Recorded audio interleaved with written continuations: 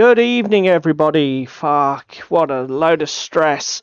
Just to warn everybody, my internet's died once already this evening. We've got thunderstorms here, so if I do go offline or if the stream just dies, that might be what's happened.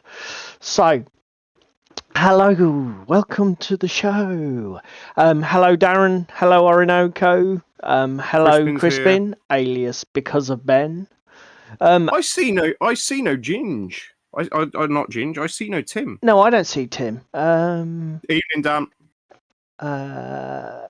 Alt Armies 40k first Spanish Primarch. Is that a comment on the look of Lion? He's got a bit of a mustachio on him, hasn't he? It's quite a good model, to be fair. I don't get Space Weirdos. That's a game I've heard a lot about. I will have to look into that. I know that Uncle Atom's a massive fan. Hello, Dan. Welcome to the show early. Back up. Need a milking. What? Crispin, you are weird. Oh, it's because of the L. Right. So yes. Hello, welcome to the show, everybody.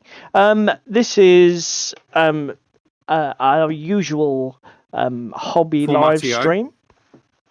For those of you who've not been here before, I'll give you a brief rundown of what we're going to be doing over the next couple of hours. First of all, David and I will show you what we're going to be hobbying on tonight while we chat.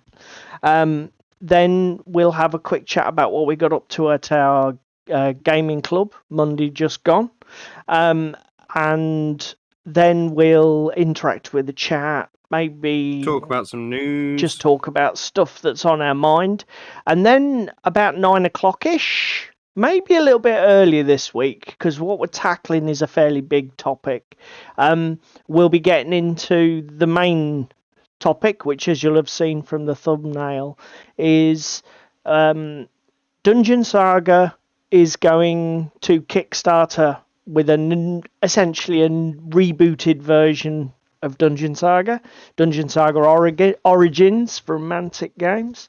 And Games Workshop announced at stupid o'clock UK time that we are definitely getting 40k 10th edition this year, and it all looks a bit smart, frankly. It's swish, isn't it? I am for those of you who've been here before, David and I do like to bash the old G-dub, but I am a little bit excited based on what I've seen, but we'll get into that later.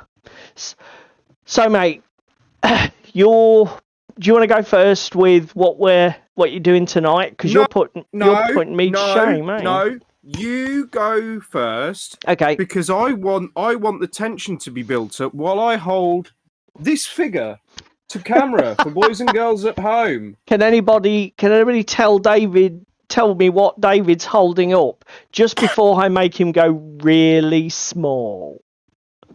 Dan, got my Iron Warriors built, primed and base coated. Been a task. Well done, mate. You got Chris there. Been subbing to the Dungeon Saga Kickstarter. Well, that makes 3 of us currently on stream that are subbing to the Kickstarter. Yeah, I've already got my notification down. Definitely Crispin. But we'll talk about it later, mate. Yep, definitely we are. So, what am I doing tonight? We are ploughing on with the Strigoi. This is the last but one of my first wave of Strigoi models that I need to paint. As you can see, I've got base coats down on pretty much everything. This is another of Dracula's brides. How many bitches has Dracula got? Sorry? How many bitches has Dracula got? He's got 3 concubines. Fucking hell. At least in this game. So, as you can see, she's a sort of gypsy extraction, so we've got some nice bright colours there. Essentially, I'm going to be working probably on skin tones tonight, trying to get that vampiric dead look. And then if we get a chance, we're going to do some quick and dirty highlights on the other pieces of the model. As I say, try and get it painted and get it finished as quickly as possible. So that's what I'm doing. What about you, mate? Well, go down to my camera and we will just slide in at the corner of the picture a little bit of the mini that should be getting some paint on this evening. And then we'll go from there. Oh, look at it. Look at it. Look at it. Ta-da! It's Ezio Auditore de Frienze. Come on, chat. We haven't seen it yet. They're letting us down. I'm working on these. So basically, against all the odds, David's doing Assassin's Creed. Well, we have got a spring clean going on, even if it's not going on the spring clean blog. No, yep. Yeah, here we go. Darren's first in. Hashtag Assassin's Creed. Well done, mate. So, yeah, what David and I have decided to do for our painting competition at our local club is both playing one of the Ezio models from Assassin's Creed. Are you done on your desktop cam, mate? Yes, I am, because I've just fucking squodged paint everywhere. Like, literally everywhere. It's just shot out the nozzle and it's fucking bathed my wet palette in paint. I'll have to fix that in a minute. So, yeah, we're both going to be doing... Shock and awe is this month's theme. Yes. And I don't think something is quite as shocking and an awe-inspiring as an assassin jumping over a pillar. Yeah. I mean, it sort of fits. Plus the fact David and I get to do the same model, which we thought might be interesting for the people at club to sort of judge between the two paint jobs, etc. Right.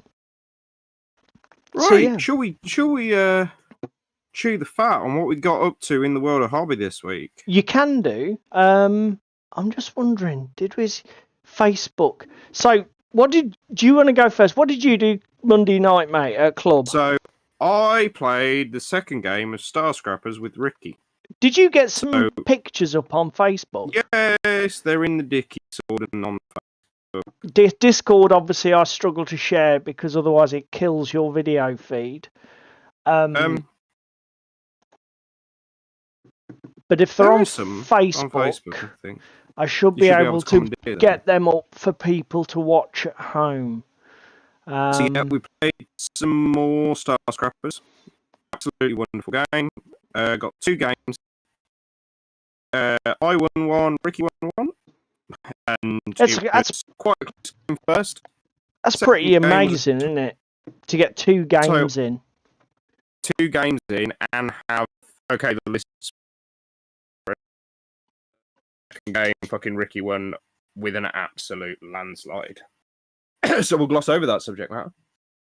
Ricky won the last one with a landslide, did he? Landslide. 9-0.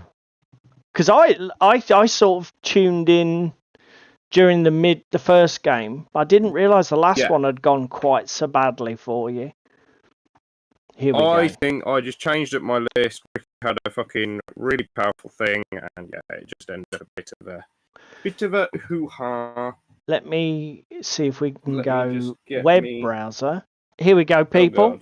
So these are the offending models from Ricky's warband. Now, what faction does Ricky run in this? Ricky runs BIOS. Okay. Which are like AI mechy guys. Yep. I run, what's it called? Terrons, which are like Planetary Defense Force come Space Cowboy. Oh, here was the board. Here was the board you played on. So way more terrain than recommended, as per usual. And I put it up in the Discord that is part of, obviously, the game group, the guys that devved it, and they're like, it's quite a dense table you've got there. How do you find it plays? It's like, it plays amazingly if you remove the fact that, like, you usually don't allow people to climb up on top of buildings and shit. That's like where half of the stuff is. Shit's got jump jetpacks. Like, why would you not use vertical terrain to your benefit? Okay. So the game doesn't. Do they recommend that you have way less?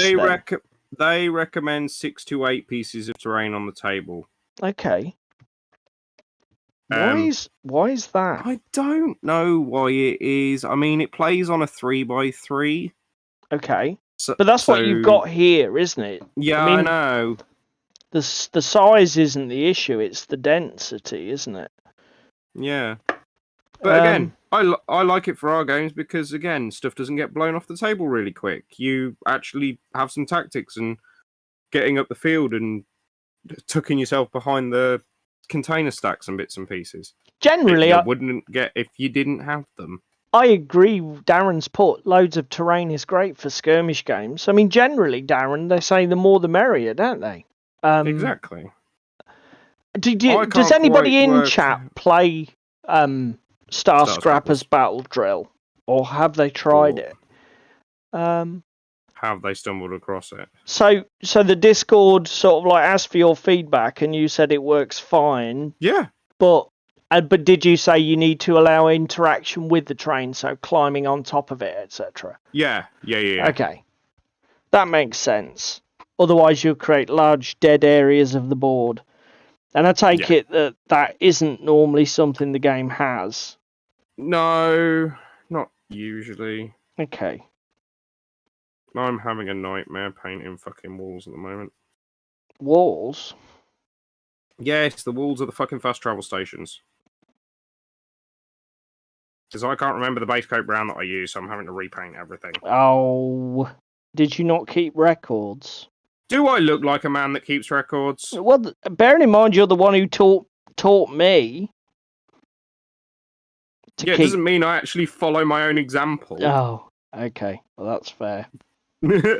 Clown.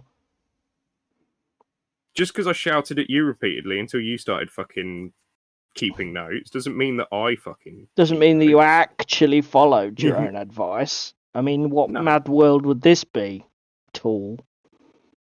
How many years have you known me, Bellend? Too fucking many. So yeah, what do we do?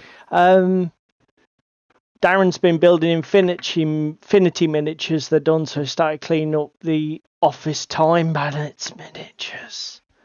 I take it that's a typo and it's official. I thought, yeah. Time Bandits miniatures, right, okay. Question for you, Darren. That's pretty cool. What faction have you got?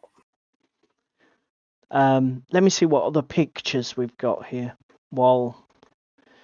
So these are more of Ricky's models. This was the 40k game. Dan, are you still in chat? Are you going to get Vietnam flashbacks when Paul talks about his game? So let's move on to what I did. I did Dungeon Bowl with Dan, who's in the chat. So it was great fun. I've not played... So this is the new Dungeon Bowl. I don't know, when was this released, Dan? 2 or 3 years ago? No.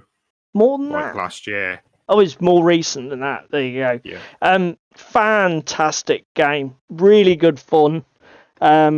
We went a little bit off-piste we were playing regular regular Blood Bowl teams, not the sort of Dungeon Bowl teams with the mixed colleges and all that business.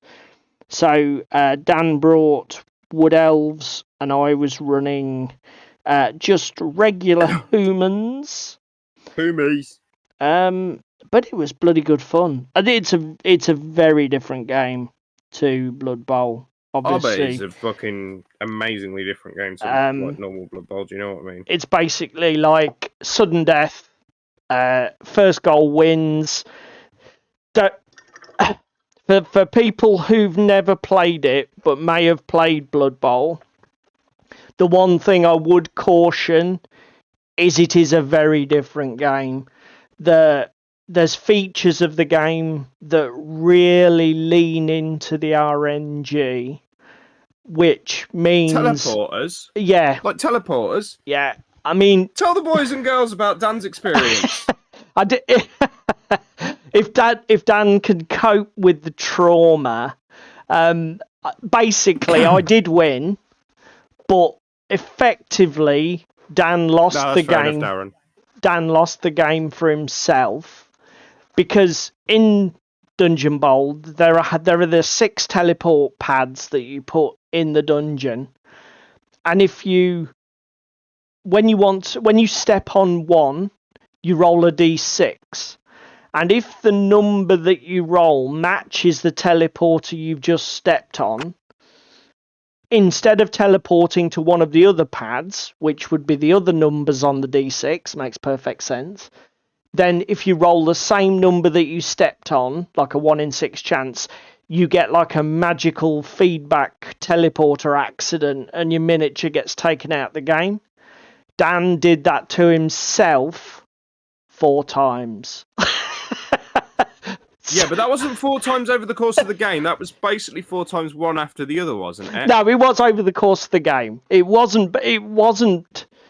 Well, it was back-to-back teleporter activations. Literally every time he had to roll one of those teleporter dice, it shot him in the face. It was very, very funny. I mean, the 4th time he did it, I literally nearly pissed myself laughing because he literally said went to move the model onto the teleporter and said, "I can't roll it again. I mean, I can't. It'd be ridiculous." And it was like, "Yep, yeah, you can." And so out of shop I go. So Dungeon Bowl.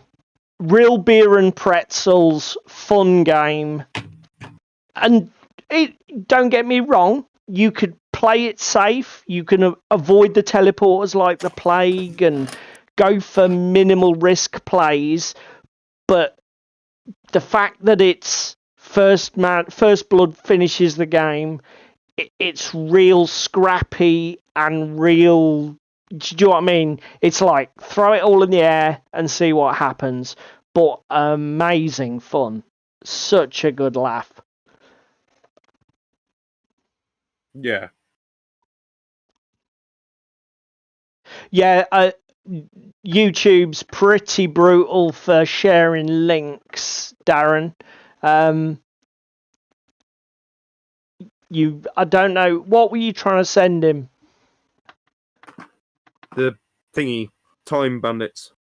Oh, right. I tell you, if I can find it, I'll find it. Northumbrian Tin Soldier presumably have their own website. I'll find it and put it in our club Discord for Dan. We'll get it. We'll get the link to him some way. I think YouTube's gonna never let you post a link. YouTube eats links. Yeah. Right, let's get some agiles out, shall we? Dungeon Bowl, fantastic game. As Dan said, my team is very old school.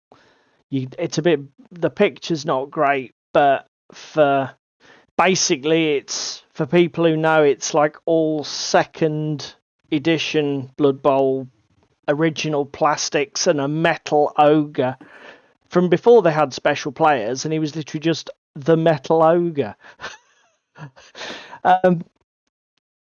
No problem, Darren, will do. Hello, Cheese Me. Cheese Me, question. Are you Dutch J something or other on Twitch? Was it you I was interacting with on Tuesday with Tim's stream?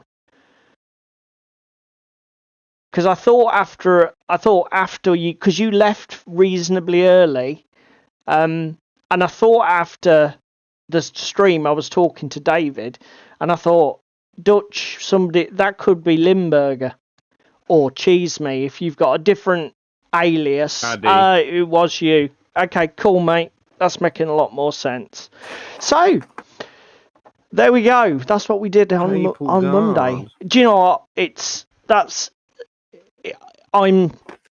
Don't get me wrong. I had some great friends in Butte, and The gaming was good. It was Patrick was if you ever needed a gaming buddy, my mate Patrick in Butte was up for trying anything. If you get stuck on a desert island and there's only two of you, doesn't matter. Take Patrick with Patrick's your man because he's absolutely fearless. He'll try anything. Brilliant. But to come back to my old stomping ground, the one thing that's great about our bigger club is just getting exposed to new stuff. Like after we played Dungeon Bowl, we also played V had it's a card game from Cubicle 7 called something to do with the Emperor, isn't it? Something to do with the Emperor, yes. No, it's not. That's not its actual Elector name. Counts. There you go.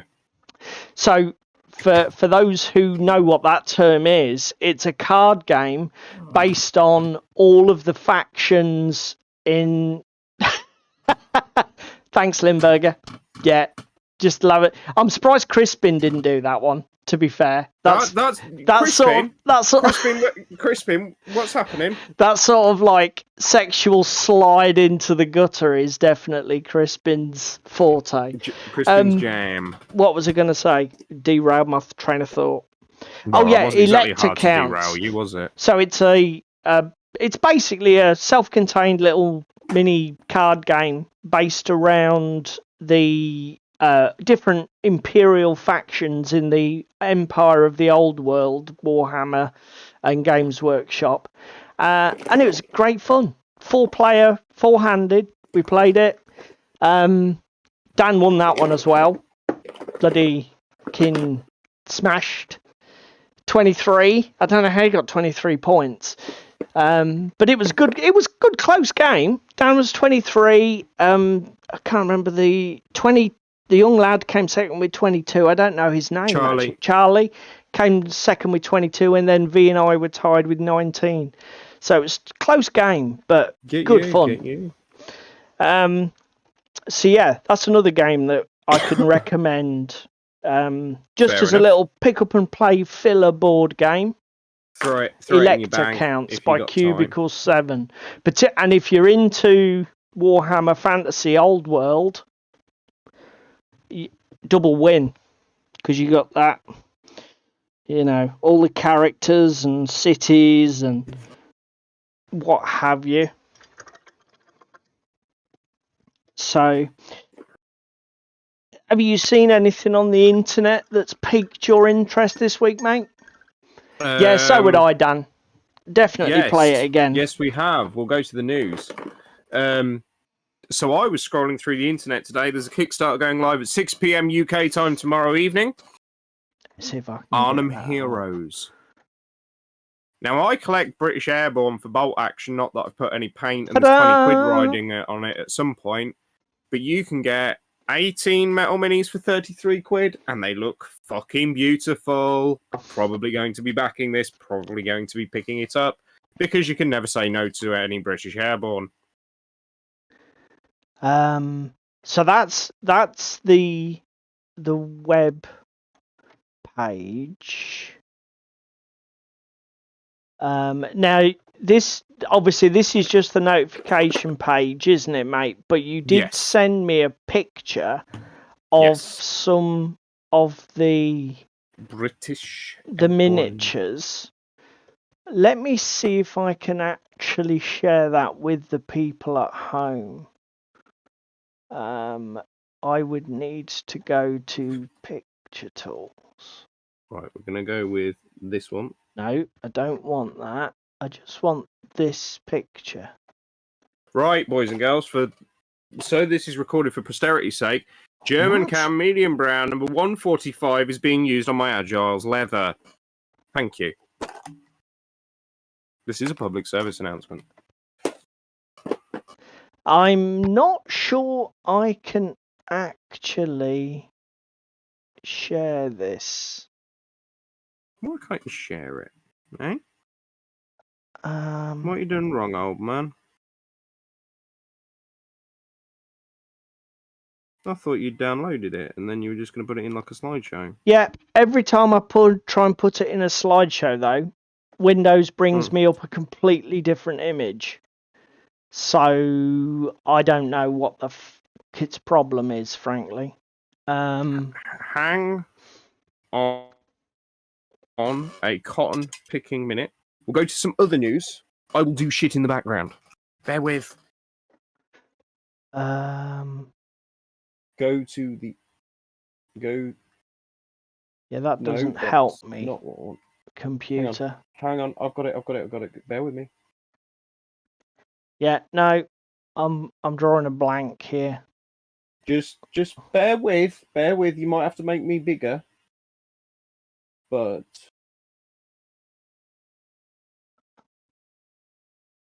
Yes, fuck off Windows with your low disk space. You see, that's not even the fucking picture. What is... Oh, is it because it does the whole folder? Yeah, you can fuck off Windows. Hang on. Yeah. Hang on. No, I'm out. Hang on, I've got it. Bear with. Yeah. I'm with it. Oh, just bear with. I was going to say, Arnhem is precisely what David and I were going to build for our bolt action project. So Correction. I've built. Oh, okay, God. Just because it would mean me buying my third bolt action army, just mind me for being a little bit behind the curve. Go back to Discord. Go back to down here. I'm going to share. And we're going to share that. Try that. What are you doing? Seeing if my face can be replaced with the image. Ooh, he's getting technical. Or you might need to go join it. I'm not entirely sure. Let me go to Discord. Oh, you've disappeared. He's killed himself. Oh. They put the fucking disconnect button right next door to the fucking other bit. Don't mind me. Don't mind me. The professionalism. It's brilliant. That is great. Try that. Oh, fucking Jesus. Yeah. Technical difficulties. How many do you want? Where did you? In the space of 5 minutes? I tell you what. Let's let everybody else at home do the hard work. So this is the Kickstarter, Arnhem Heroes by Empress Miniatures. Where did you find the? I found it in a Bolt Action Facebook group and on Twitter. Oh, okay. They are going live tomorrow. Okay, presumably you won't have long to wait, people.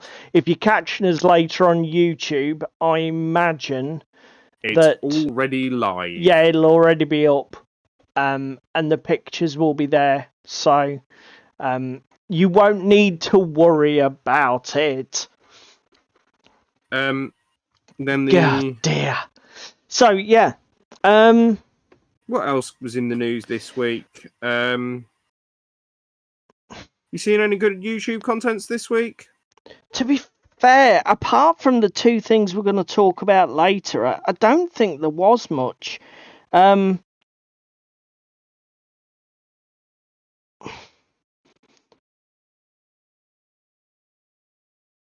can't think of anything. There was nothing that really tickled me.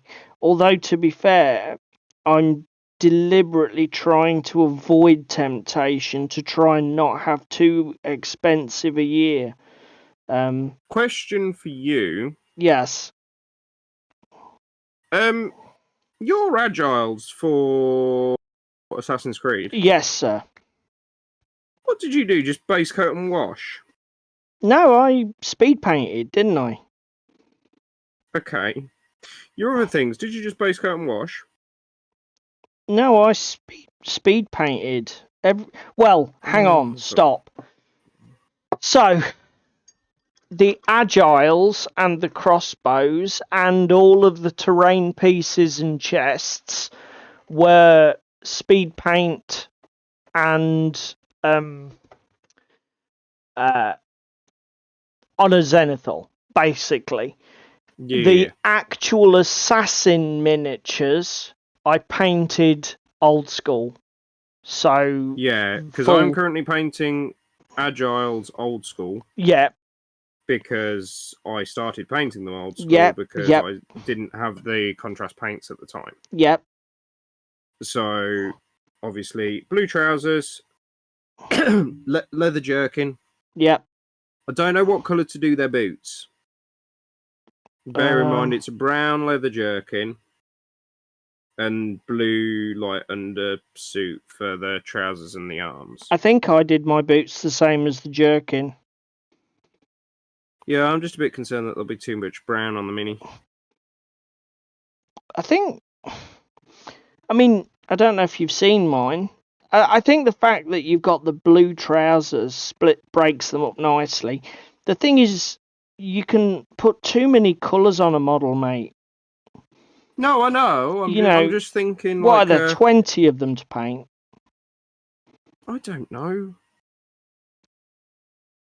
I'm in for a penny though, because I started a job, so I've got to finish it that way. I can't cheat out now. No, that's fair enough. And like you say, whatever you do with the first 10, you're going to want to reproduce with the rest. Well, correction, because I'm a heathen. I've only done 5. Oh, Christ. The other 5 are sat in their box somewhere. No, the other 15, I think it is. I don't care. The other 5 that I'll be painting next are sat in a box somewhere. Fuck off. Yeah. He's fine. I might just give them, like I say, base coat, give them a bit of a wash, maybe a bit of a dry brush. Just go. You can always check my project on OTT. Link in the description below, boys and girls, if you're catching us later and we're interested. Yeah. And you can see the close-up pics of how they look as a group. But I'll be honest, mate, I tried to minimise my colour use on them. I really didn't go mad. Yeah, I know. I'm just a bit confused. What do you mean? German cat, medium brown. I just think a different colour on these, particularly how I've got them at the minute, will help set them off. That's fair. But then saying that, I've got the metallic shoulder pads to do. I've got the fucking detail work to just pick out a little bit. Do you know what I mean? Maybe don't jump to conclusions, David. Get paint down and then decide after. Yeah, I see what you're saying. Yeah, I mean, I think I get why you would be worried that also, if you don't use enough different colours, you won't get separation of the parts of the model. But what I would say about it is, as long as the pieces that you're painting are not adjacent, I wouldn't worry about it. It doesn't matter. Yeah. It's a bit like a checkerboard. It's a bit like a chessboard. It's only got 2 colours on it, but the grid resolves nicely because there's no adjacency. It makes it nice and readable. Do you know what I mean? Yeah, I know what you mean. Because Christ almighty, you've painted enough Space Marines in your time. It's the same trick as with Space Marines. When you're painting Space Marines, they're all the fucking same colour.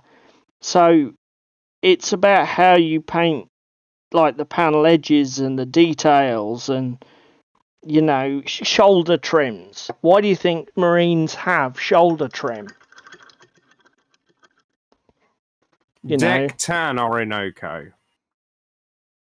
It is a very good colour, but no. What, is this going to be the one miniature you paint this year that's not got deck tan on it? Well, Ooh. it won't be one miniature, will it, you bellend? Question for the people at home. I've just thought of another piece of news, but you carry on. Kickstarter exclusive Ezio Auditore. Is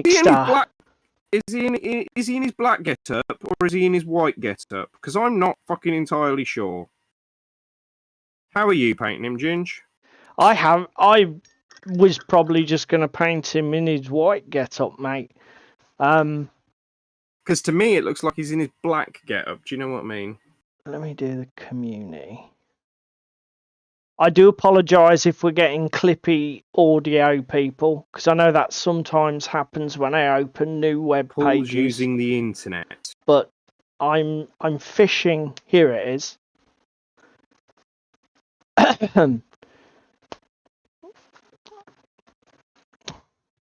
Are the people at home proud of me for getting some paint on some Assassin's Creed finally? Oh my god. He's gone we stop flogging the dead horse? He's gone from fucking embittered to needy.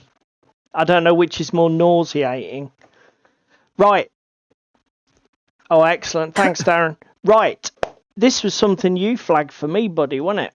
I don't think you were particularly impressed, but let's talk about it anyway. We were talking about Carnivale. I'm doing my Strigoi. David collects the Doctor's faction. Oh my god, this abomination. Jesus fucking Christ. It's got every single body from Carnivale stitched together on it. Have fun, boys and girls, painting it. Oh, fucking hell. Right, okay, hang on a minute. There's my 2 cents. Me getting salty about a TT product, very rare to see. Yeah. Where's the shaker? Yeah, let's just discuss this. Right. So, obviously, Carnivale have got a new model out for the Doctor's faction. What does everybody think? I'm not convinced. I'm not impressed.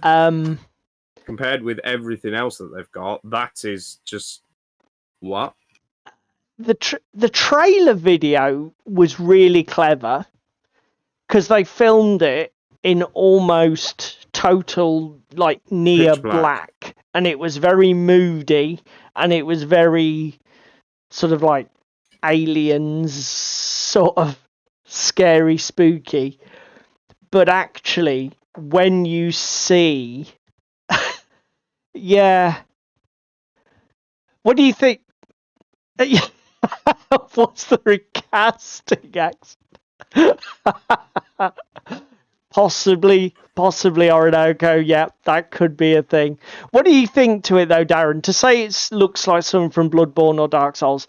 I'm old. I don't do digital games. I don't know what Bloodborne and Dark Souls are, apart from I do know they're computer games of some sort, I think, that have been adapted into board games and other things. But what do you think to it as a miniature? It's like It's like David said. You compare it to a lot of the other Carnivale stuff, which, apart from the Rashar... Right. Just while you're on this TT Combat webpage... Oh, God, yeah. Come off of this particular picture. Okay. Go to the Doctor's singles. Well, hang on. This is the community webpage. Hang on. Let's go. So what you're saying is go to... go to TT Combat proper. Yeah. Go looking through the Doctor's single minis and look for the one that's stitched together and made out of bodies that's like 3 men together. Right, okay, you're sending me down a rabbit hole. Well, I'm sending you down a rabbit hole. Let's go back to the main scene. Let's turn his salt shaker on, because he probably could do with some. With a dose of salt. Yeah, there we go. We'll just season him up nicely. And then if I go back to here... you want me to go to Carnivale Doctors?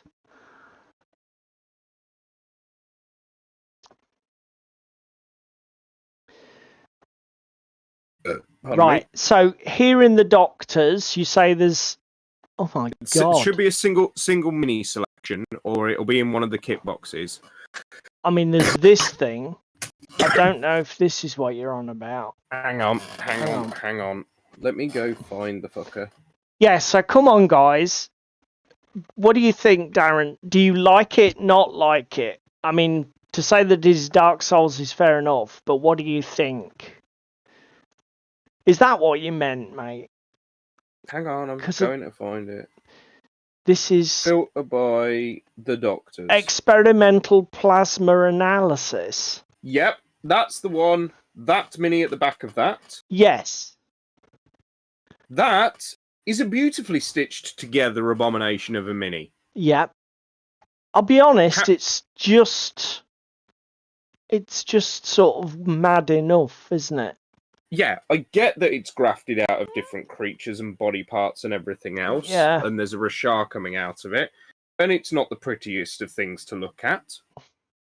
But it's still a fucking good miniature. It's not every single body part from every single dead person in Venice stitched together in some sort of fucking human centipede like the previous one. I think going back to this, the problem is the scale is too much.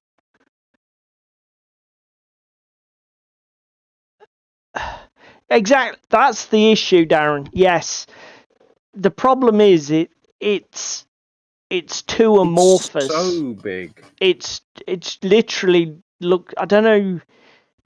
It looks like a snail or a slug or I don't know what the fuck it is. It's just too. It's everywhere. Yeah, it's just a heap of bodies. There's just no definition to it. And it's like, I suppose you're right, David. This other miniature at least has like a top, a bottom. It has sort of legs. It's at the bottom, an amalgamation of things. Mouths and eyes at the top. There are some things that visually you can lock onto. Yeah. Whereas this thing is just, there's nothing there, is there? No. It's just mad. Yeah. And again, I was going to say a minute ago. Crispin says it reminds him of the flash dance pose. I was going to say, even though they're quite exotic, a lot of the miniatures are quite grounded in Carnivale. They're all very human. I know the Doctors are probably the ab-human faction. I'm just picturing that silhouette, that bloke on the fucking Flashdance poster. That's genius. He's right. But I mean, yeah, some of the Rashar models are a bit mental, aren't they, mate? Yeah, but again, Doctors models completely and utterly fucking mental because they're stitched together out of human body parts. I get that. But at least you know what's stitched together. That is just legs and arms and torso and everything tossed in a pile, and I've just dropped a mini. Where the fuck did that go? Bear with me, boys and girls. He got excited and he's throwing his miniatures around the room. Found it. I don't know. Yeah. Not compared to the other stuff that TT are putting out, it just doesn't scream the same quality. And I use that word in the loosest form of sentence because you've already had bad experiences with TT combat moldings. Yeah, but it's a different sort of quality. You're talking about the art direction, aren't you, really? Yeah. I mean, that might be the most beautifully, crisply sculpted Well, look at it this abomination. way. You're never going to know if you've got a fucking mold slip, are you? Yeah. That is... Maybe this is it. This is what they've done it for. So they're getting around mold slip issues and quality control issues by just bastardizing the miniature. I think my miniature appears to have a massive fissure in it that runs 2/3. No, that's part of the design, mate. You should be like that. There appears to be a random leg sticking out of it. Yeah, no, that's right. That's fine. That's how it is. That leg is meant to be at 45 degrees to all of the others because it's stitched in there. Oh, right. Do you know what? It could be a clever plan. It could be a clever plan. Oh, we don't usually God. roast TT because we love them. How salty are we? We shall roast them on this one occasion. Yeah, oh dear. Get the seasoning out somebody else. Oh crap, this woman's got feathers all over her. What colour am I going to paint the feathers, everybody? Magenta pink. Oh, what? Because that's the only colour I haven't put on the model yet. How many magenta pink birds Flamingos? are there? A lot of flamingos in medieval Italy, were there? Look, dickhead. Nobody asked if you wanted realism or if you just wanted ostentatious. Because I'm not being funny, my girl in Carnivale has nice pink feathers in her hair. Because ostentatious.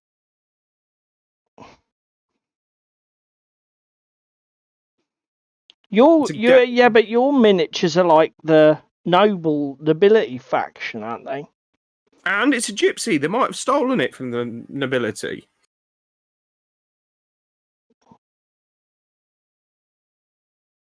Yeah, I guess. She told her fortune really well, so she was gifted a fucking flamingo feather. To be fair, I'm looking. There are two feathers hanging from the green, purple and green peacock. They look like standard bird feathers, Orinoco. I mean, a flamingo's bird feathers look pretty standard under black and white lighting. Just saying. No, I meant as in because he said peacock. Peacock have those quite unique tail feathers, don't they? Where they've got a massive central spine, whatever that's called, and then the eye-shaped down fan the center at the top.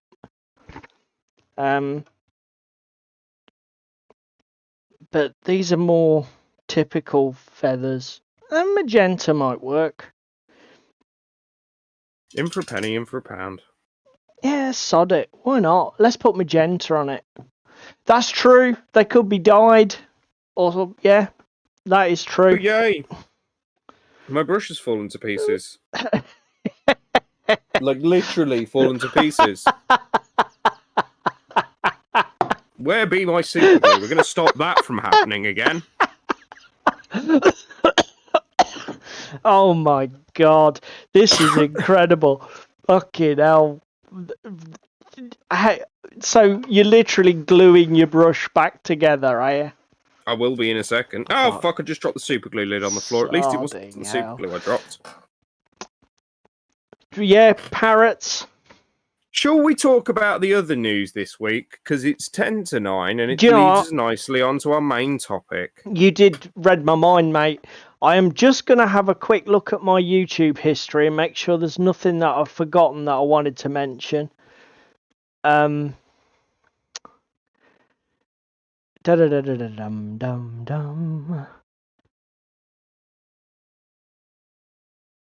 it's all pretty much the main topics. Let's do it. So, ooh, actually, no, I'm going to shout out a YouTube channel that I wasn't aware of. And I haven't watched a ton of their content, but if you're of an age, I think you'll enjoy it. Where's the content display tab? Web browser. Okay, so the YouTube channel is, I don't even know how to pronounce this, Snipe and Wib. Okay, SNIP and WIB. Now, it's a male-female duo. I don't know if they're an item or what, or whether they just pal up for this YouTube channel. I've literally only watched a handful of videos. But the reason these people come on my radar was they do videos about old 40k and old Games Workshop. So they'll Is that do back in my day 40k and back in my day Games Workshop? yeah. So they will literally get a copy of White Dwarf from like 1980 and go through it. They'll get like I watched a video where they went through the White Dwarf article that did the squat army lists back in 2nd edition. Jesus. They do some really grognardy, Niche.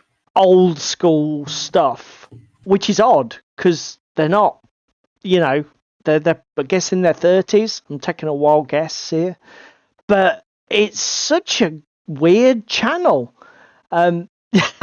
Darren's already there, and so it's me. Okay, doesn't matter. It's obviously just me. Everybody else knows. Yeah, that you guys obviously you guys know what the good shit is. So I'm preaching to the converted here. Good on you. So let's go on to our main topic. So for everybody who's not aware, living under a rock for the last 24 hours. Well, should we do? Who do you want to do first? Mantic? Should we do G-Dub first? Do G-Dub first. So at 3:00 this morning, Games Workshop did their Adepticon preview video. Videos, wasn't it? No, although that is funny.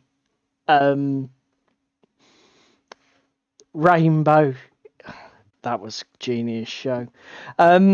Anyway, coming back to Darren's started a sidetrack there. Get rid of the big one. What, Limburger? Eh? What? Get rid of the big one, IEGW. Yeah, get rid of the big one. Right, okay. So they 3:00 this morning, they did their live stream from Adepticon, where basically they put stitched all of their preview videos together with a bit of bullshit in between. A couple of nice enough guys, I'm sure, just waffling. But there was a lot of cool stuff in this video. I really like the look of the new Seraphon models. Are amazing. Probably won't be collecting them, but I'm just going to say they look brilliant. The new Kill Team box, holy shit. We have got Beastmen coming back to 40k since when? Apparently they were in Blackstone Fortress, but Jesus. So really hyped for the new Kill Team box. Obviously it's got Leagues of Votan as well, which is cool. The only questionable decision about that box, which is this Kill Team. Yeah, is why there is a guy with the jump pack in the middle of a spaceship. Look, that might be fair criticism, but to be fair, he's a dwarf, so I suppose it's probably only a 6 foot high room he's going into. Yeah, exactly. There's probably headroom. There's method to his madness. As long as he keeps the power low, he won't hit his head. As long as there's good clearance. But yeah, thanks for overthinking it. To be fair, there is the other version of Kill Team that's not on the Gallo Dark. I know it is a Gallo Dark set, but remember the model does need to be playable in Kill Team as a broader product. Anyway, that's not what we were going to talk about.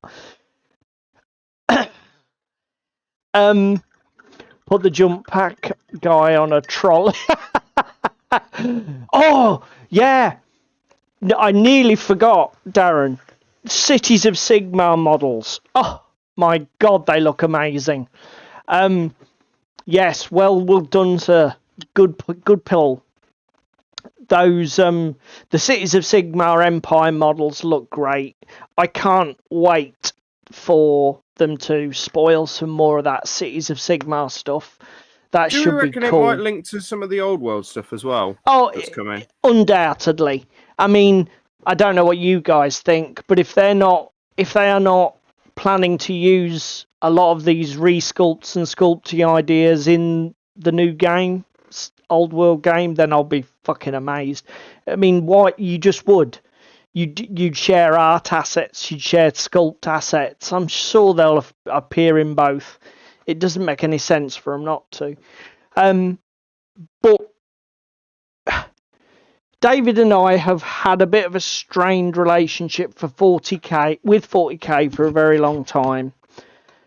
And in this thing at Adepticon, they've confirmed what we've long suspected, that the 10th edition of 40k will be launching later this year, time unspecified. Okay, so it is coming.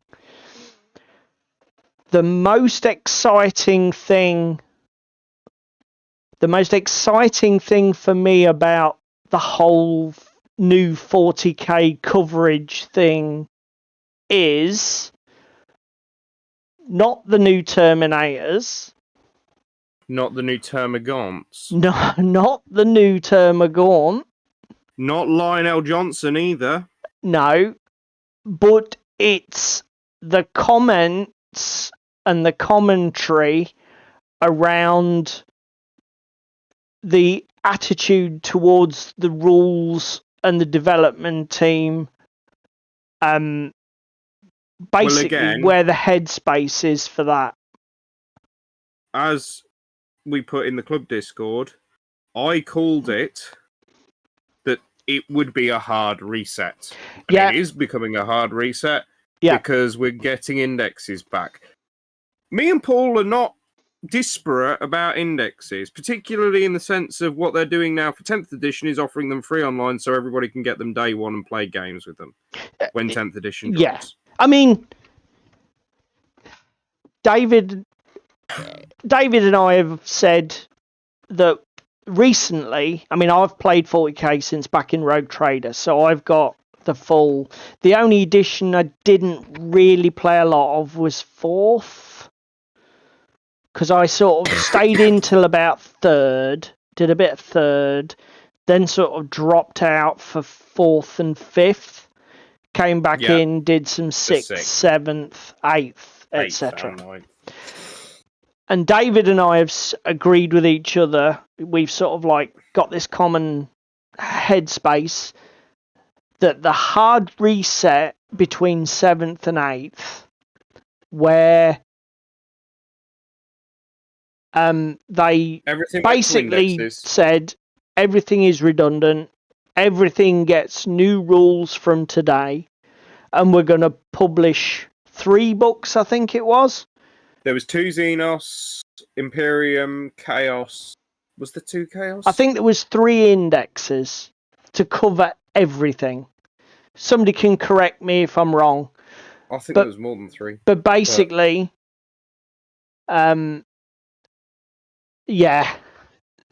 basically, that reset made the game environment really good.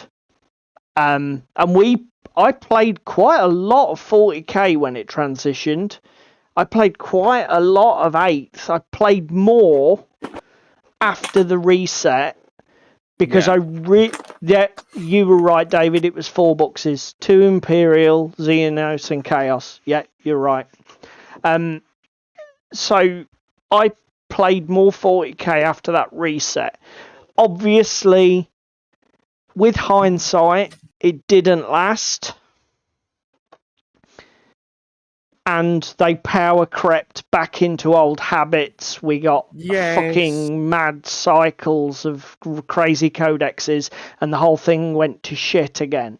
Now, David has been saying for a while he thought they would do the reset thing again. And I didn't, in fairness. And David's definitely needs to take a bow here because he was right and I was wrong. The thing is, when they did it last time, they literally took all of the printed paper books that they'd had out to that point and basically said, all that shit, redundant. You now need to buy these 4 books at 35 quid each or whatever they were, 140 quid's worth of books, to reset everything back to the beginning. And I know that they had to do it, and I know that the game was better for it. But it was a bitter pill to swallow. To actually, for David to sit there and say, they're going to do that again, I thought, there's no way even hardcore 40k fans will tolerate that being done twice in such a short period of time. Before, 40k had gone to 7 editions, you couldn't say to them, oh, you were being a bit premature there. They'd given it its time. And to be fair, I think the game had only really been iterated on upon since 4th. So 4th, 5th, 6th and 7th shared a lot of common DNA and were really very iterated upon one another. There was no step change in any of those editions. So I couldn't, yes, this is a bitter pill to swallow, to use David's phrase. We're going to have to fucking write everything off and reset. And I thought, they'll never do it again. Surely not so soon. But fucking wrong. That's exactly what they're doing. And to be fair, I think the big difference this time is what David said. There won't be a set of books at 35 quid each that you have to buy. The video says that those books will be there for you to buy, or there might be packs of cards. I'm not sure what format they're doing them as, but a paper product will be there if you want it. It will exist if you want to buy paper because you're afraid of the internet. But if you do not want it, every asset goes up as a PDF on launch day. Everything's there. I honestly, mate, I wouldn't worry about the most recent codex today, Orinoco. I would worry about the most recent codex when it drops. And I bet you that there will be a codex release within 2 months of it finishing. Because that's the way they do things. That they have absolutely no shame in taking people's money and then saying, oh, by the way, that's trash. Word Bearers Codex that's come out recently? World Eaters was February, apparently. Do we know if they've got any more planned before this? When did Imperial Guard come out? That was also February, wasn't it? Might have been a bit long. But anyway, I'm more worried about the few months between now and when it's released. I think even if they were to, because they've come out and said this statement, the fucking sales on that codex would tank. That's true. It probably wouldn't even be worth printing it at this point, would it? So therefore, I think what they will do is just go, well. Yeah, you're probably right. Because again, they're focusing, like I've noticed recently, they're focusing on iOS releases. We've just had Head of Knights of Slaanesh and the new Khorne Codex for iOS. I mean, David did say the same thing, Limburger. Yes, those assets will all go up on day one, but how long will they be free? How long will you have to grab them before they vanish? And apparently, they have said that the stuff that goes up at launch will remain accessible almost in perpetuity or whatever. They're not saying that they won't make it redundant by releasing books coming after. That's the only thing that they have not committed themselves to. Now, just fucking spitballing. Yeah, I'm listening. Yeah, what about updates? Yeah, this is exactly what I'm thinking, Limburger. Yeah, as the points cost on things I'm change, or if there's hoping, erratas. I'm hoping the fact that they are doing this, where everything's going electronic, take it if you want it. I'm hoping that what we're seeing is GW testing what I've long held as a water. theory, that if they don't produce as many paper products, fans of their products will just put the money into other products in their line. So that if they don't print a book for 50 quid, they won't lose that 50 quid. They'll sell a miniature kit for 50 quid. And I'm wondering if, because when they launch a new edition of 40k, it's always a bumper sales thing. It's always a peak year in their financial reporting. They love 40k launch years, edition launches. It gives them a massive amount of cash. And I am hoping that this electronic rules thing is a dry run. Is here, yeah, here to stay. For killing the Codex model. And I am just blue sky thinking this. I've got no evidence. I have no gut rumours. There's nothing I've got to go on except for my fervent hope that they will try it.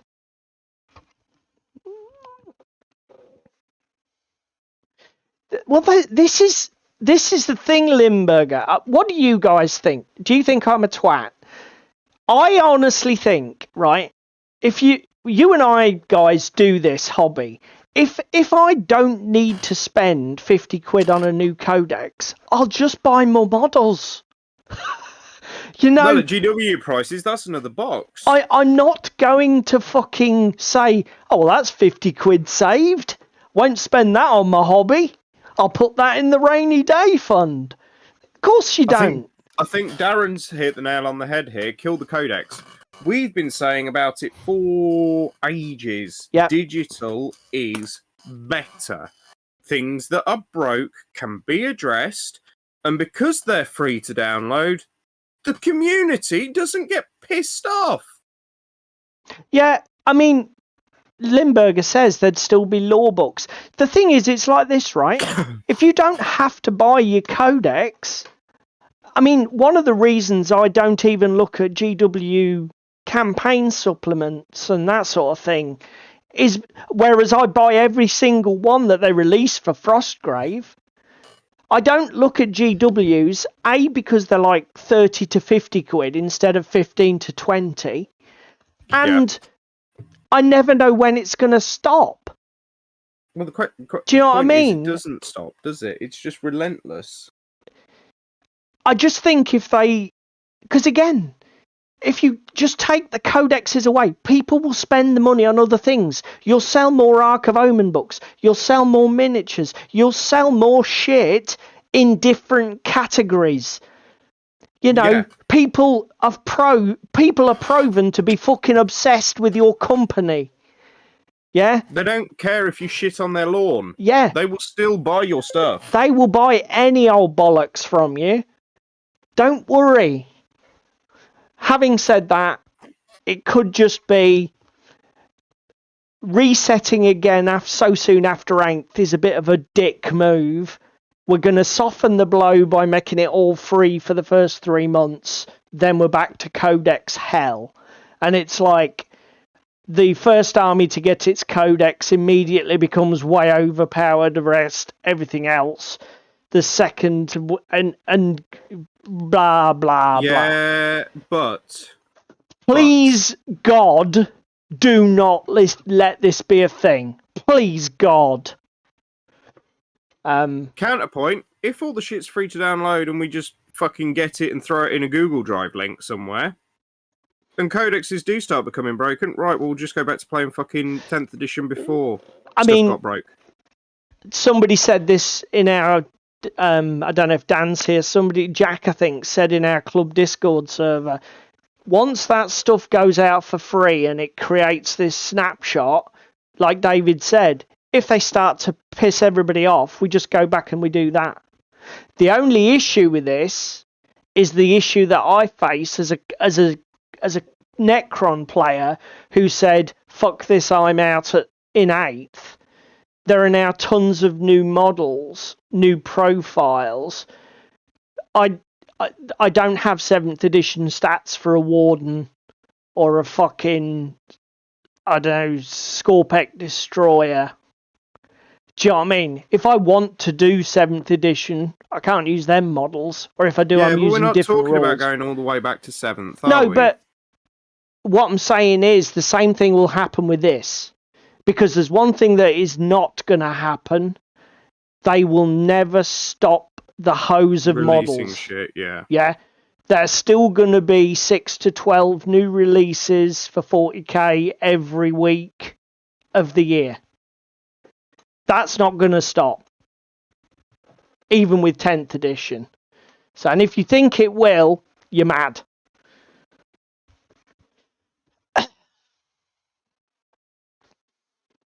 Yeah. Also, yeah, well done, Darren. Read the room. Something else we're interested in is the talk of the stratagems. Very much so. Yep. I mean, and going to an AOS style of here's your generic shit, deal with it. Yeah. You don't get all this flavorful shit anymore. You've only got like 12 to pick from. 6 of which are generic, 6 of which are flavorful for your particular army and or faction. They haven't put a number on the generic. They have but you know what I mean. Yeah. They have put a number.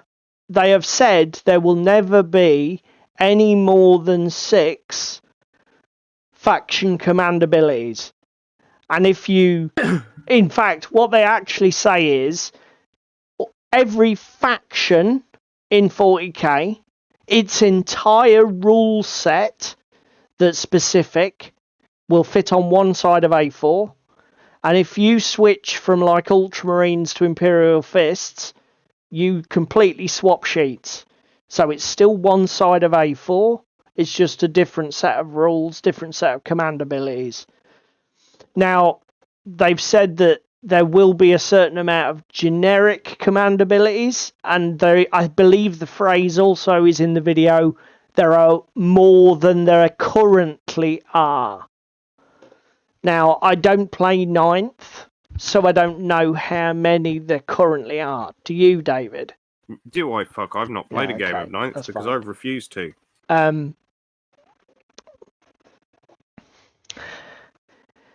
Yeah, I mean, in terms of what they've said, they say in the video, they say that essentially one of the things that again, the beautiful message from the video is there's 2 guys who are presumably rules development guys, and they've said one of the things that we wanted to look at was the fact that there were simply too many rules all over the place. So, like...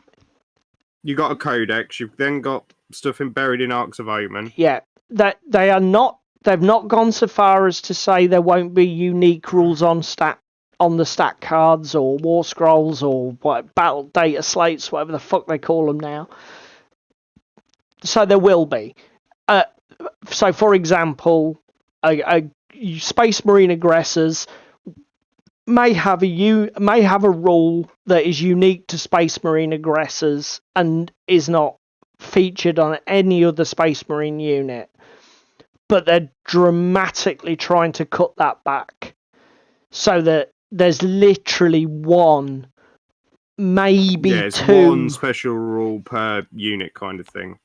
I mean, one example they used was who's the big cinch wizardy guy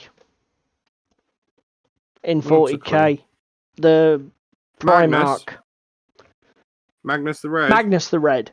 So that I think in the video they said Magnus the Red, for example, will have 1 ranged psychic attack. And he won't have a ton of other psychic abilities that he can pick from. He will just have a ranged psychic attack. And they've removed the whole psychic phase. Basically, what they've done is they've tried to make all of the psychic abilities into other rule formats. So they've either converted them to weapon profiles or put them as rules on data sheets. And they've just given them the psychic keyword. So they've not done like AOS where your spells are in your hero No, phase. there is no, from what they've said, there is no hero phase or equivalent to it. They've tried to chop that whole thing away. It was just a question because I haven't watched the. Okay, video. yeah. I mean, they have specifically said that.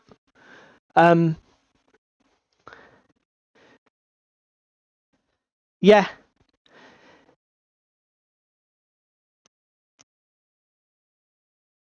Oh my god. The Gene Stealers have 4 to 5 rules on their individual stat card. You are fucking kidding me.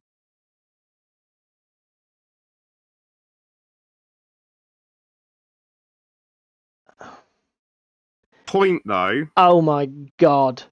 Don't they occupy the elite slot? It's not the fucking point, mate. It isn't the point. Is that a leak, Limburger? Let me see if I can find this. I mean Tyranids. Oh, keywords. Oh, mate. You absolutely... Yeah, keyword soup is out there. I mean, the Termagant one that they showed had 4 keywords. Yeah. On a line trooper. But keywords are keywords. Fucking meh. I mean, how keywords can be used, they cannot be used. It doesn't matter. But rules are huge. Yeah, I'm pretty much... I'm not too bothered with keywords. They can put 15 keywords on a unit. As long as there aren't rules interactions that I need to worry about, I don't care. Do you know what I mean? It's the rules overhead that matters. How, if, for example, keyword A interacts with keyword B that's on this card and unit over here, and then both of those keywords actually combine with keyword C, that's when we're like, yeah, no, we're fucking out. Yeah, I mean, yeah.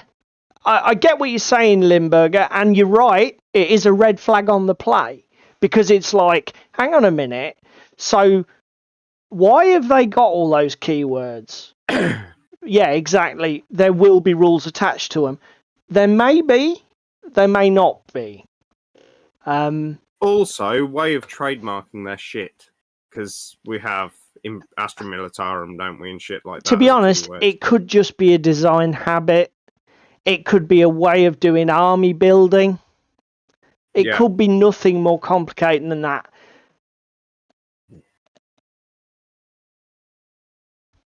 Yeah. Again, this can be an issue, Darren. So Darren's saying that's exactly one of the issues that 9th edition faces now, that you have to cross-reference all of your keywords. Is this because, like, to get certain stratagems to work, every model or unit has to share a keyword in the same battalion or detachment or fucking blah, blah, blah? Probably that is a thing, is it? Again, don't play a huge amount of 9th, can't fucking stand it, so don't know. But, I mean, for the first time in I do not know how long, I actually felt excited about 40k this morning. Watching it and listening to the noises. Because they're saying everything that I think has been a massive problem and has killed my love of 40k. What about you, David? Well, again, we've had some fucking awesome games in 7th. We had some good games in 8th. Absolutely amazing games. 9th, I haven't played because it came out halfway through COVID pandemic, which, again, another kick in the teeth. Let's release an edition change when nobody's getting to play said edition change. Was a kick in the teeth. The fact that, as well, I had my 8th edition Tau stuff. never played a game of 8th edition with my towel, with my codex and everything else. So I just went, no, I'm never buying another paper product from GW again, ever. And therefore I was just like, okay, right, we'll go play some other shit like Frostgrave, Dungeon Saga, and other shit, which brings us on to the next one. Yeah.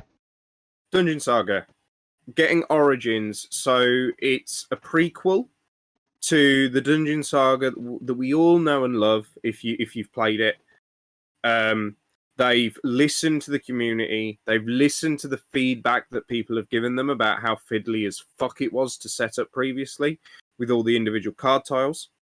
And now they've taken the League of Infamy approach, and you now get a big board, like a double-sided board, to flip that's got like the wall layouts and stuff on, which is really cool. So setup time's down. Miniature quality is up because Robbie himself, it is Robbie, isn't it? Or is it Ronnie? Ronnie Renton.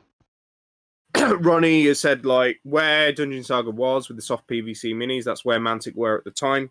They can produce far better minis now at a far more cost-effective price that are far better detailed. So we're resculpting and rekeying everything. It's a prequel for the game so that this gameplay doesn't affect your other games. And then, as you said, they've added a load of stuff that we tweaked and modded and did ourselves to make it more of an RPG style, haven't we? So there's now search actions, there's now healing and reviving players. There's all of that good stuff that wasn't in the rules in Dungeon Saga 1, if we want to call it that, but it's stuff that we had tweaked and done and played with. Limburger's got a good point here. Getting major Hero Quest vibes from Dungeon Saga. Yes, that is true. And even Ronnie has said, like, the point of retail, when you compare the price of Hero Quest, this isn't what he said explicitly, but when you compare the price of retail on what Mantic are pitching Dungeon Saga Origins to be versus Hero Quest, it's a night and day difference.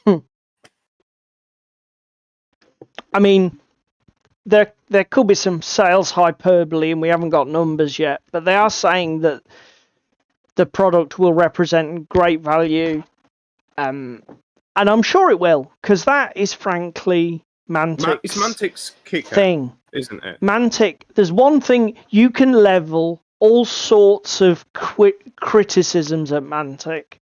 You can say they sometimes produce things very cheaply and their miniature quality is a bit hit and miss, but you can never say that they're expensive. No. Not really, I don't think. I mean, call me out, but I think their products are very reasonably priced. I mean, basically everything that David said. So we bought into Dungeon Saga differently. David picked up the Dungeon Saga Kickstarter on eBay. Did you, mate? Facebook. Basically second hand. You got somebody who wasn't loving it. I got didn't paint a single thing of it as well. I got in retail. So I missed the Dungeon Saga Kickstarter. Saw the products on OnTabletop and was like, all Beasts of War as it was then, and was like, fuck, that looks really good. And I think we both came to the same conclusion, didn't we, mate? That it was close to being great, but it was just okay. It's a good game, but it needs some tweaks. Yeah, and we added a load of house rules to it. We added, like, search mechanics. We created our own missions. We took the revive mechanic. Yeah, we basically stopped this as soon as one player dies. It's game over. Wins. We took that away and did something different with it. And like David says, if you watch what they're talking about, and Blackjack Legacy's done quite a few videos about it. Mantic themselves have done a Q&A video on their YouTube channel and some other stuff.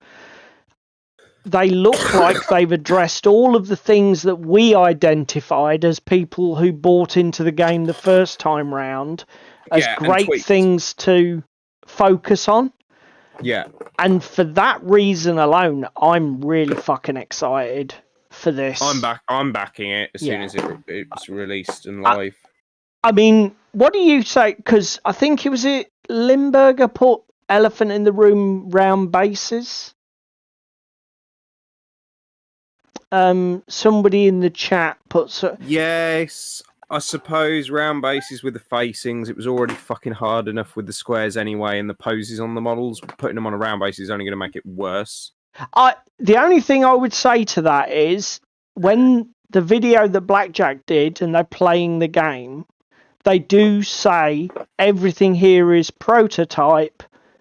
Things may change. So I wouldn't necessarily assume them on rounds because they'd got them. I wouldn't necessarily assume that they're not going to go back. Who was it who said about round bases?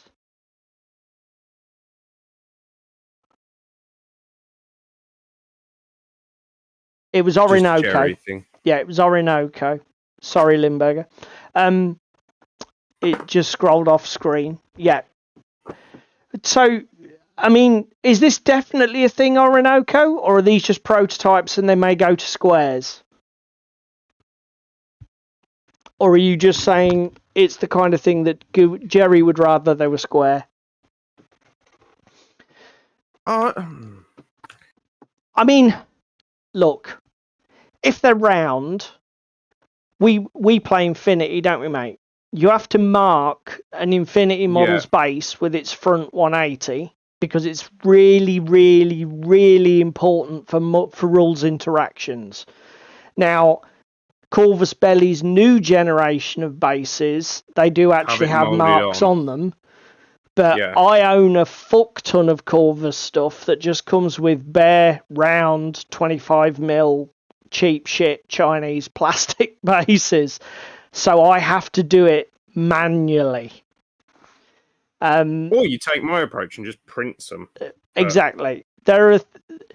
If we have to mark the front arc of these models, I'm fucking cool with that. And do you know what? Here's just something, and it didn't come up in the play that they had on the video, but think about it. A front arc on a Dungeon Saga mini that can only face one of the 4 ordinal directions, north, south, east, west. Its front arc is 3, and its rear and side arcs form the other arc of 5. Okay, there are only 2 arcs in Dungeon Saga, front and not front. Well, rear's 3, isn't it? And then if you have a model that's got a round base, but it's marked, then you could turn it on a diagonal, and you could just take the 3 squares that form that arrowhead, and the other 5 are not front. So if it's a round base that's got a mark, it actually gives you more flexibility in tactical play. Just a thought. Yeah. I mean, kind of true. Yes, Limburger. The Dungeon Saga, it comes up in the playthrough. Essentially, if you enter the front arc of an enemy model, you have to stop moving because you have become engaged. And then if you wish to move out of the front arc of an enemy model, you will get an attack of opportunity or a free attack. So facing is a big part of the game. You get bonus dice for rear attacks. Yeah, and it affects the dice that you throw. But no, it's a fair question, because obviously if it didn't matter, it didn't matter. Yeah. But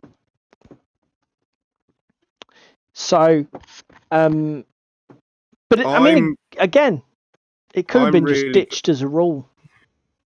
Again, I'm really glad that we're getting to see it. We're getting some new minis as well. We're getting some Twilight Kin. What about this, mate? They have literally changed everything. If you've watched have you watched the playthrough video? I watched some of it and then I fell asleep. Okay, there's so a surprise. There's a shock. Fucking hell. Oh, have you got that package? Yes, I have. Right, David will be opening a package on stream in just a few minutes. Right. So here's the thing. What do you think? Everything is changed. Magic's changed. Magic items have changed. All of the card assets and that we own from the original Dungeon Saga, none of it's going to port over by the looks of it. It's all redundant. Different. What does you think about that? I'm actually not that annoyed. And the reason being, it's a miniature... Limburger, nothing can go wrong. On this stream... It's a miniature... it's a miniatures baseball game. Yeah. Let's not fucking dance around the room here. You bought the game. You got your box. You bought the game, what, 7 years ago? Was that when it was launched? Something like that. You bought the box. You got your game. You got your shit out. You played through all the scenarios. You played the games. You bought the expansions. You played those fuckers. You've reskinned it. You've added stuff. You've done what we've done. You've tweaked and fucked around and made your own scenarios and everything else. Do you know what I mean? Yep. What did fucking do? They're getting rid of them. And knowing Mantic, knowing the rules, knowing our fucking heads and shoulders, it's not going to take us 5 minutes to tweak it. No. Either way, if there's new magic items, to port them to the old game. If there's old magic items that we want in the new game, let's port them to the new game. Yeah, I mean, Orinoco says the cards and stuff are fine, but if you watch the playthrough, the whole gold economy's changed, so all of the gold costs on all of the item cards are now... Magic's changed, so the spells don't work the same, they're not schooled the same, none of that works the same. But I'm a bit like you, David. It was 7 years. You've had 7 years to enjoy this product. They're effectively doing a second edition, and your old stuff's not going to be compatible. But here is the news. Your minis are. Your minis are, and your dungeon tiles are. There's nothing to say you can't use your own dungeon tiles, draw your own maps. Yeah. Do you know what I mean? We did that. Even the old fucking draw your own, build your own deck maps. You know the... Yeah, the one player, the solo thing. No, it wasn't solo. You could build the dungeon as you explored it. Yeah, but it was designed for solo mode, wasn't it? No, it wasn't. No. Oh, well, that's how I always played it.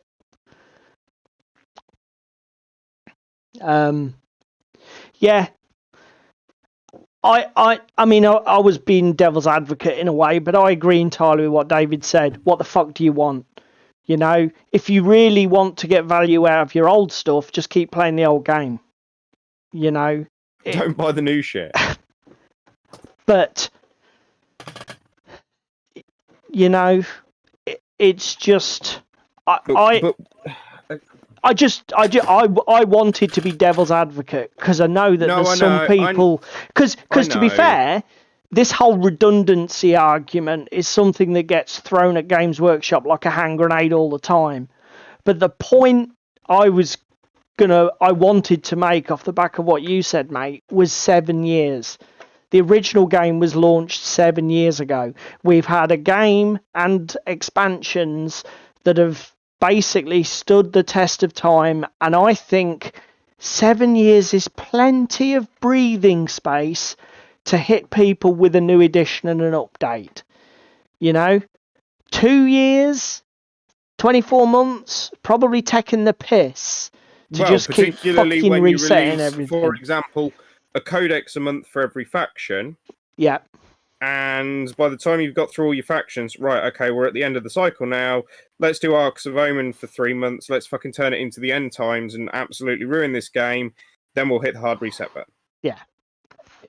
That is, however, another thing that we didn't touch on when we were talking about GW earlier. What? Boarding patrols still carries over. Yeah, we'll come back to that. Let's give. I don't want to let GW hog the spotlight, but there are a couple of other things that we could talk about 40k. Yeah, I'm with Orinoco here. It's a good gateway game. I mean, Yeah. in the video I watched, they were recommending it's playable by kids. They Yeah. just recommend that the kids are 10 10 years years or older. old. Yeah. Well, I think my little one will be getting some exposure to it. I mean, to be fair, I think it'll be right up his street. it's like the dice mechanic. Orinoco says about the dice mechanic. The dice mechanic's Again. really cool, and it's really accessible for young kids because it's literally like match the number. Hugh You and know, Laura, my it's like, mates, I think it'd be right up their fucking street you as know, well. put the numbers in descending order. Great, so they learn they learn that 5 and 4 and 3 and 2 go in that order, and then put the other dice against them, and then which is bigger. Do you know what I mean? It's great. It's really well designed. And It's a flawless system as well. It plays so well and so speedily. That comparison mechanic. yeah, and the thing is, it's got some nice touches because if you're a more mature gamer, it's like Ronnie keeps calling it out in the video. You can just get it to the point where you're rolling so many dice, the monster can't win. So it's just like, well, I'm rolling so many dice. You may not even. There's not even any. I've got so many successes. Don't even bother with your defense roll because you're gone. Do you know what I mean? And it's like speed through. You can. There are so many nice elements to it where we can just push through that, get on with it.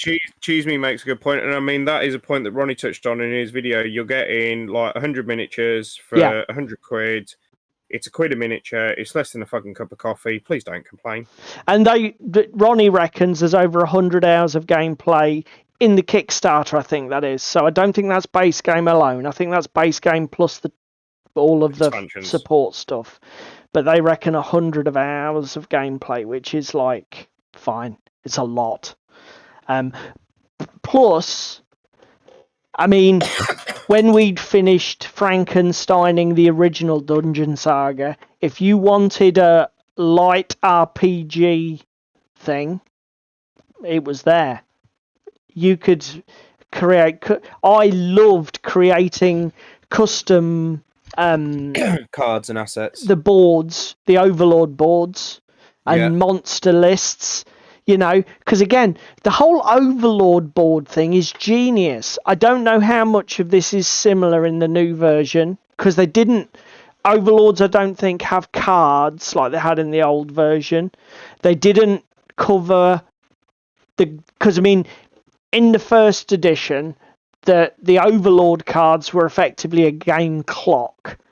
The Overlord had, say, for example, a 13-card deck, which means you had 13 turns to win, or the Overlord won by default.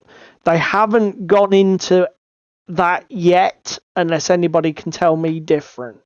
No, but Ronnie did say that new content will be going live regularly. So, but those Overlord boards where you like had 4 or 5 themed monster types and you just had to come up with those simple stats, an attack, defense, and then how many wounds and what happened when it died, and maybe a single word. I mean, I came up with Overlord boards for a whole game round themed around dogs. Yeah. Where we had I did spiders, didn't I? Yeah, you did a spiders one. It was fucking brilliant. So brilliant. Yeah. I mean, and that's the other thing. People said this about the original Dungeon Saga. Even if the game doesn't look like it appeals to you, look at the assets you are getting for the money. The tiles. I mean, I'm not sure if the Kickstarter is going to include plastic furniture. They only had cardboard furniture tokens in the playthrough on the video. I would like to make a counterpoint here. What? Even if the Kickstarter doesn't include it, you can pick up a Mantic terrain crate for like 30, 40 quid. No, I mean... And then absolutely deck your dungeon out. I'll be honest, we've already got the original Dungeon Saga stuff as well, so what do we care? But no, I'm just playing devil's advocate. And until we've seen a price ticket, we don't know how good or bad that is. But look at the just look at the assets you get just to use for D&D. It's such good value. Yeah. Yeah, so you get dungeon play in 5 leagues. Well, you can play dungeons in, what's it called? What? Frostgrave. Yeah. Breeding pits. Yeah. Okay, you think it'll be card like League of Infamy to keep the price down? Maybe. Yeah. League of Infamy had some... Let's not trigger Jerry. Plastic terrain. Sorry? League of Infamy had some plastic terrain, unless that was Kickstarter exclusive.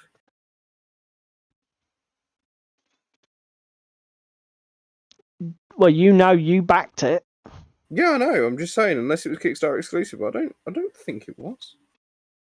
Anyway, Mantic's Dungeon Saga Origins going live on Kickstarter soon. I don't think it's going to be a long campaign. 30th goes live. I don't think it'll be one of these campaigns that hangs around for long. The other thing is they have said no stretch goals, just daily unlocks as such. Yeah. So what they're going to do is post things daily and update the campaign to generate interest rather than focus on a shit ton of stretch goals that just keep adding to it. So expect some of that, but they've already warned us there won't be a lot of that. So that's fair, I think. The other thing that's nice, David and I have often been critical of people who we consider big enough companies. Hang on. What? Hang on, Orinoco. I'm guessing David. Get that parcel while you. I'm getting the parcel as well. Where's it go? There it is. I'm back. Do you want to go to your tabletop cam? No, we don't want to go to my tabletop cam a minute because we're going to my League of Infamy box. Okay. Remember, it's blurred out. Yeah, I know it's blurred out. I'm just moving trays to get to minis. Again, this is... Oh! Yeah. Actually, Paul, I've had a better idea for the Spring Clean project. League of Infamy. Yeah. Yeah, but I don't own it. Yeah, well, I don't give a flying fuck. That's fair. That sounds like a you problem, not a me problem. Fair. There is, down here... Oh, fuck, I just broke my bag. In the bottom... Furniture pieces. So... Hang on, I'm going to the video tab. Did you, Orinoco, did you back the Kickstarter or did you buy it retail on League? There you go. Am I going to your desk cam? Yeah, you go to my desk cam. I thought you said no. Yeah, oh, fucking shut your mouth. There we go. I mean, I did go all in on everything, so I have got every single thing that you could ever want from League. Orinoco didn't get any of that with Kickstarter. I did. There's a ladder for a library and other stuff. There you go. Ladder.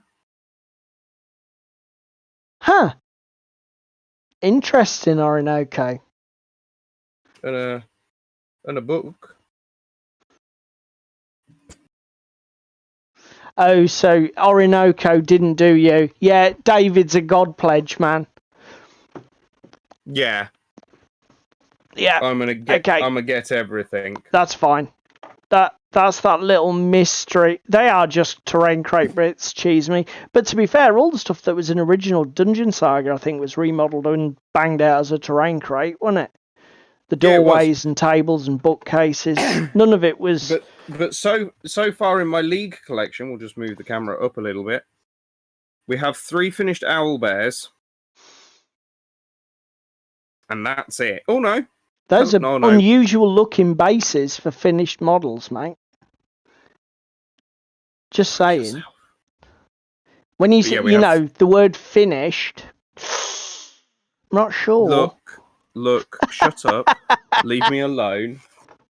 Like I say, we have 3 owlbears that are the most complete. That's it. Everything else is just scattered. Right. Let's talk. That's Mantic given the love. Obviously, David, you guys are obviously sound like you're pretty keen. Hang on, let me just. David Hang and on, I. we have things to open. Don't Hang we? on, let's Live. go. Hang on. Okay, so David has on a couple of occasions been late to stream. For those of you who don't know, so I thought it might be a good idea if I bought David a little gift. And I think I'm attacking it with a scalpel. you got it this week, didn't you, sir? Yeah, I got a fucking. When did I get that text message? I got an email Tuesday saying that you'd had it. Must have been Tuesday then. Your camera's gone. Oh no, it's back. Yeah, I know. I just came out of it. I'm just trying to make sure that none of my address or anything appears on it. Limburger's already in there. He's guessed what I might have got for it. That might have been a thing to get him, mightn't it? Oh look, I can make it yellow for the Yellow Belly Tabletop stream as a reminder. You're a twat. It is an alarm clock. But I don't think the Chinese translation has come through particularly well here. I'm hoping that it's the wrong item on the box. Otherwise, they've sent the wrong thing. No, it is the wrong item on the box because I've just opened it. Yes. So do you want to show everybody? I've just opened the box. Do you want to show everybody what is on your alarm clock?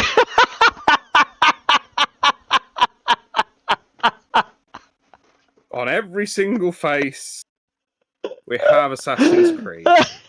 Because what about Assassin's Creed? Look, shall we do this, boys and girls at home? Old Lang Syne.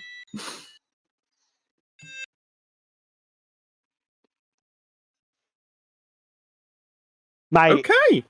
So, there you go. No more being late to stream. And then, you say that. When your alarm clock goes off to tell you it's time to get ready for stream, you'll know exactly what, you'll get that Assassin's Creed deja vu. There's no such thing as deja vu. Yeah. 9. So there you go, mate. You're welcome, by the way. Thank you. Thank you for... Look, I'm going through it and making sure that the time's all right, ready for next week.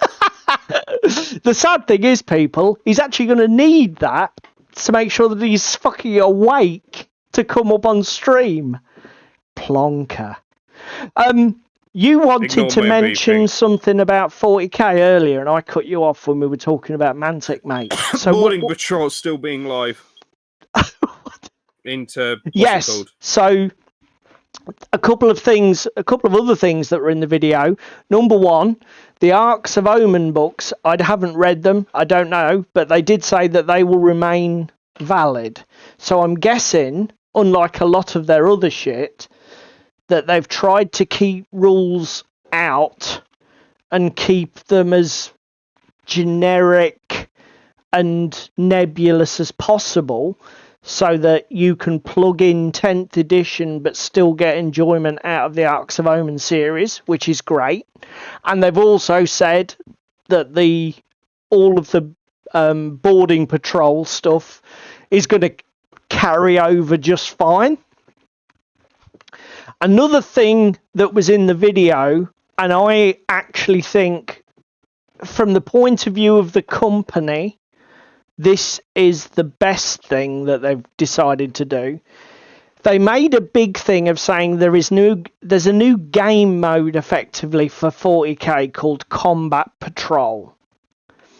And the idea is, exactly like you did guess, that each player buys one of the Combat Patrol boxes that are marketed by Games Workshop, puts together only that, and then they play against each other. And what they're also doing is they're creating custom rule cards for the units in those boxes that presumably will be downloadable for free.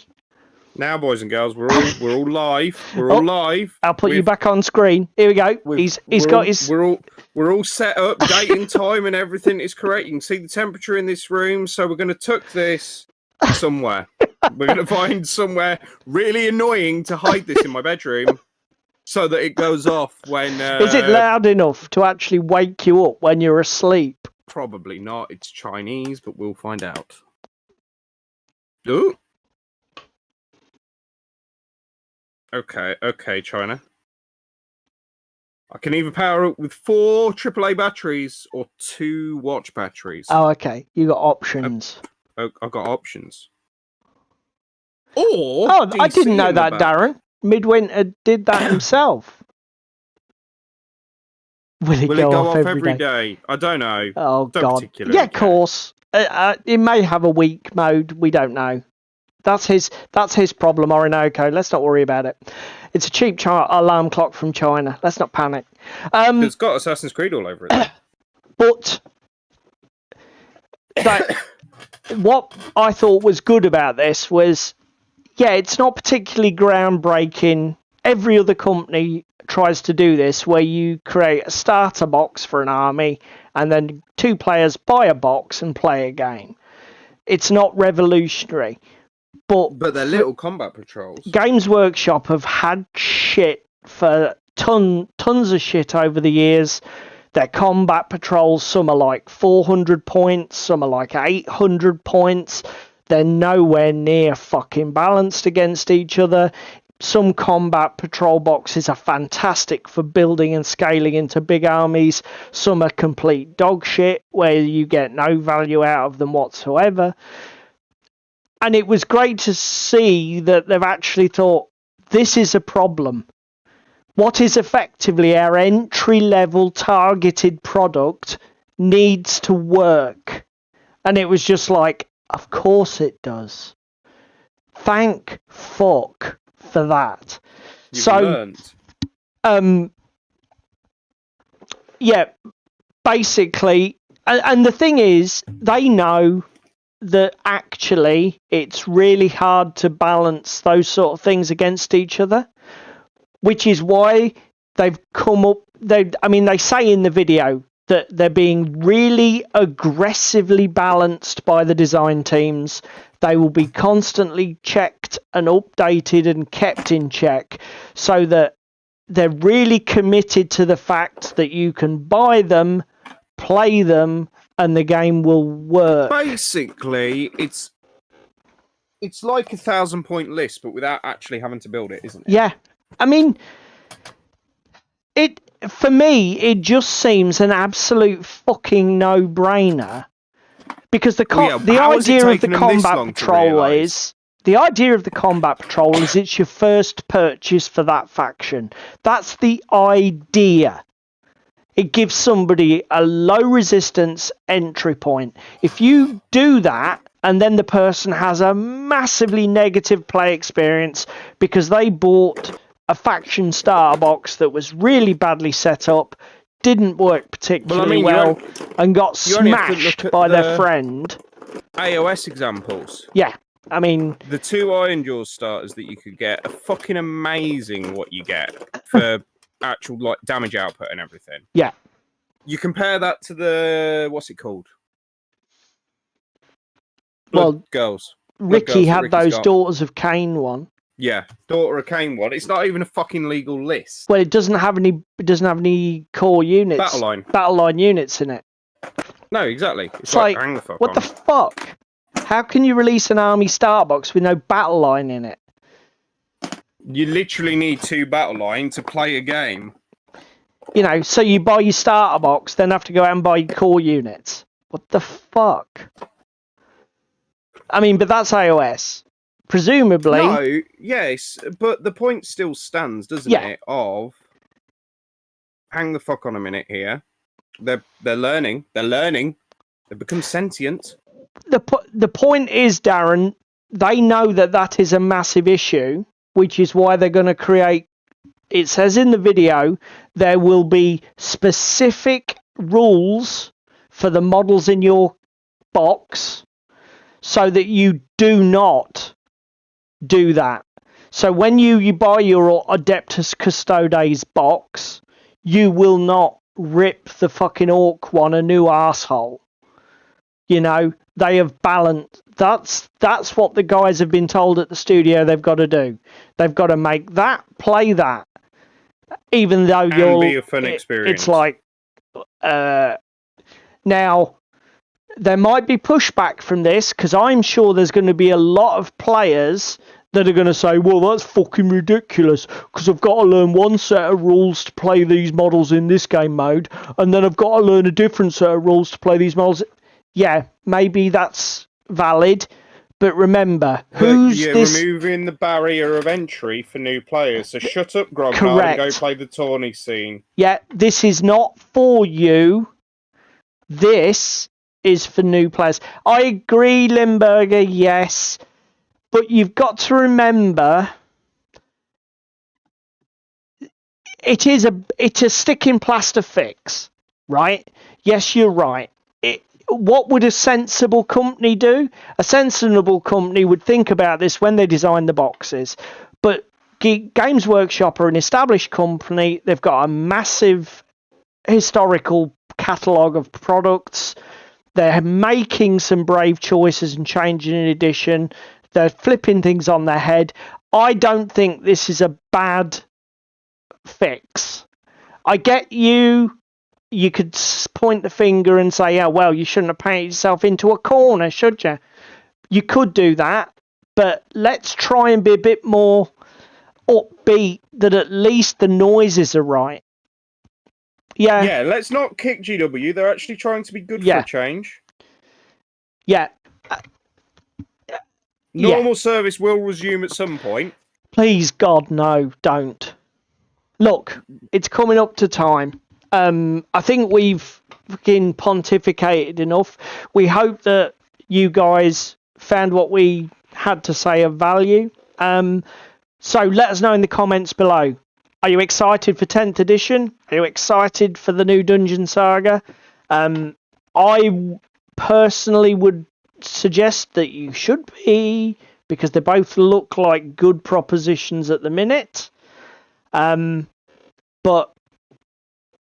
it's one of the things that did come up. I don't know. Have you looked at Maladum, mate, from Battle Systems? No, I haven't. It keeps coming up for me to look at it, but I keep clicking past it because I haven't had time.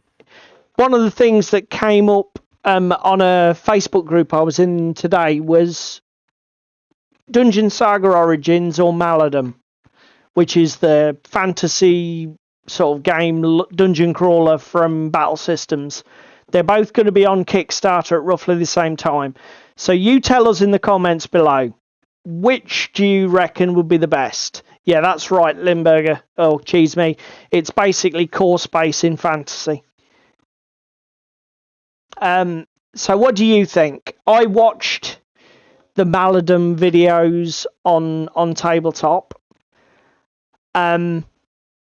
Way more granular. Not as accessible. It's already up, is it? I'll have to have a look at the Kickstarter. I don't know how much it is. My gut feeling is I think it's the better game for the more experienced player. I personally like Battle Systems Terrain, although I know some people bounce off it for the setup. I think you're right, Limburger. I think Dungeon Saga wins the accessibility, and I haven't seen Maladum's price point, but I'm guessing that Dungeon Saga is going to kill it in terms of money, value for money as well. Thank you, Orinoco. So Orinoco's getting DS, not touching 40k. Yeah. I've got some of the Terrain, but I've never bought their games. Battle Systems is a company that's slipped through the net for me. I probably should get Core Space or Maladum. I should get one of them because they do look bloody good. Anyway, thank you very much for watching. If you watched I've been pontificating on that all for the rest of the evening now, so thank you guys. What's that? You on Maladum versus fucking and Core Space and what to get. Yeah, I think for Paper Terrain, we've done a stream on it before where we raved about battle systems. In the back catalogue somewhere. I think I agree with you, Limburger. I've got a gut feeling. I haven't looked at the Maladum Kickstarter. I might be wrong. I've got a feeling the price points are going to be chalk and cheese, but you're dead right. I think I'm not saying Maladum's bad value for money, but if you're on a budget, it might be outside of your budget, even though you are getting a lot for your money, if that makes sense. Yeah, that makes sense.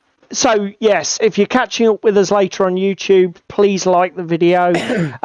If you can do any of the other things that are listed on the screen, it's greatly appreciated. But a like doesn't take much effort, and it really does help with the YouTube algorithm. And that's it. That's all we've got for you for tonight. So, unless you've got anything else to say, mate, I reckon we should sign out. Nothing to add other than be on Kickstarter on March 30th. Yep. So the check's in the post, I hope, Ronnie. Okay, we will see you later, guys. Bye.